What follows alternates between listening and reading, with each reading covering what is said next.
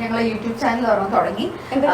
Anjali Nair 4A vlogs എന്നായിരുന്നു. അജിത്, അഞ്ജലി, ആവ്നി, ആദ്വിക, അങ്ങനെ 4A vlogs എന്നുള്ള പേര്. പിന്നെ അതിന്റെ കൂടുതൽ അഞ്ജലി നായർ 4A വ്ലോഗ്സ് എന്നുള്ള രീതിയിൽ അങ്ങനെ വെച്ചു. അപ്പോ അത് അതിനകത്ത് ഓരോ ചാനൽ പ്രോഗ്രാം ഒക്കെ കാണുമ്പോൾ എല്ലാവരും മെസ്സേജ് അയക്കാറുണ്ട്. ഭയങ്കര സന്തോഷമായി ആ ഒരു ലൈഫ് കാണുമ്പോ എന്നൊക്കെ പറഞ്ഞ് ഒരുപാട് അതന്നെ സന്തോഷം.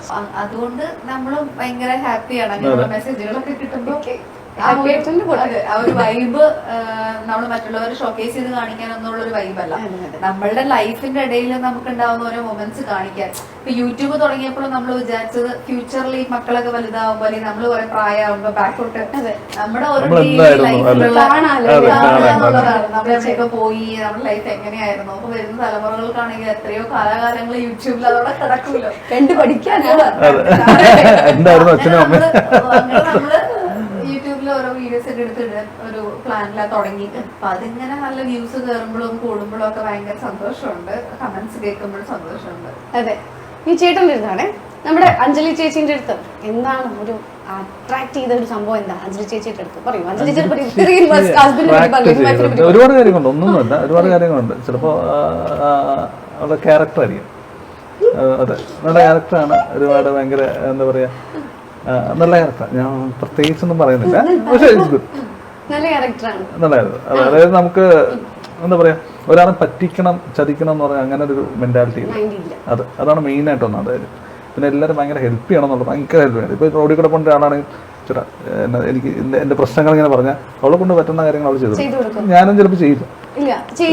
എനിക്ക് ഞാൻ പറഞ്ഞത് നമുക്ക് ഞാൻ കുറച്ചിങ്ങനെ അനലൈസ് ചെയ്ത സത്യമാണോ അല്ലേ അതൊക്കെ ആയിട്ട് നോക്കിയതിന് ശേഷം മാത്രമേ ഞാൻ ചെയ്യുള്ളൂ. അതെ. അഞ്ജലി ചേച്ചി ആരെങ്കിലും ഹെൽപ്പ് ചെയ്തിട്ട് എന്തെങ്കിലും പണി കിട്ടിയിട്ടുണ്ടോ? എത്ര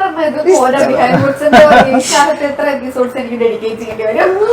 അതുപോലെ എനിക്ക് എന്നിട്ട് ഇനിയും ചെയ്യും. ഇപ്പൊ ഞാൻ പറഞ്ഞു പറ്റില്ല അങ്ങനെ അറിയാണെങ്കിൽ അതായിരുന്നു ഫസ്റ്റ് ഉപദേശം. ആളുകളെ ഹെൽപ്പ് ചെയ്യുന്ന കുറച്ച് കാര്യം നമുക്ക് സാമ്പത്തികമായിട്ടും അല്ലാണ്ടൊക്കെ നമ്മളെ ഹെൽപ്പ് ചെയ്ത് നമ്മൾ ഒരുപാട് പണി കിട്ടിയതുകൊണ്ട് ഇപ്പൊ കുറെ ഒരു 90-99% നമ്മൾ പണി കിട്ടാത്ത രീതിയിലുള്ള ഹെൽപ്പുകൾ ചെയ്തു തുടങ്ങി. അതായത് ഇപ്പൊ ഒരാളെ നമുക്ക് പറ്റിക്കാൻ പറ്റുമെന്ന് മനസ്സിലായ പിന്നെ അയാളെ പറ്റിച്ചോണ്ടിരിക്കും. ഇപ്പൊ ചെയ്യുന്ന ഹെൽപ്പുകളൊക്കെ നമ്പർ എടുത്ത് കളക്ട് ചെയ്ത് കൊടുക്കുക. ഇപ്പോഴും നോക്കി ഇപ്പോഴൊന്നും പ്രശ്നമില്ല. അത് ഒരാൾക്ക് ഉപകാരം നമുക്ക് ഒരിക്കലും മാറ്റാൻ പറ്റില്ല. അതുകൊണ്ട് കുഞ്ഞു കുഞ്ഞു ഹെൽപ്പുകളൊക്കെ ചെയ്തു.